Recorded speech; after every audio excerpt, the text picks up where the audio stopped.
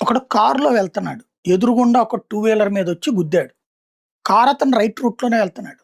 Two wheeler అతను wrong రూట్‌లో వచ్చి గుద్దాడు. పడిపోయి దెబ్బ తగిలేది టూ వీలర్ అతనికి. వెంటనే చుట్టూ ఉన్న జనం కారోడి మీద పడతారు. నీ కళ్ళు నెత్తికెక్కినయి ఇది. అంతేగాని రాంగ్ స్టెప్‌ని పట్టించుకోరు. ఇప్పుడు ఇరాన్, అమెరికాల విషయంలో జరుగుతోంది అదే. ఇరాన్ రాంగ్ రూట్‌లో ప్రయాణం చేస్తుంది. 40 సంవత్సరాలుగా ఆళ్ళ దేశ ప్రజల్ని చంపేస్తోంది. మతరాజ్యాన్ని స్థాపించడం కోసం మూర్ఖత్వంగా వెళ్తోంది. పార్సీల రాజ్యం కాస్త ఇస్లామిక్ రాజ్యంగా మార్చే క్రమంలో లక్షల మంది ప్రాణాలు తీసింది, ఉరి తీసింది, హత్యలు చేసింది, దుర్మార్గాలకు పాల్పడింది.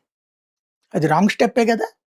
ఆ రాంగ్ స్టెప్ ఇంపాక్ట్ చివరికి హార్ముజ్ జలసంధిని దిగ్బంధించాలనుకోవడం, దాంతో పాటు అరడజను ఉగ్రవాద సంస్థను సృష్టించి ఇజ్రాయెల్‌కి థ్రెట్ క్రియేట్ చేయడం.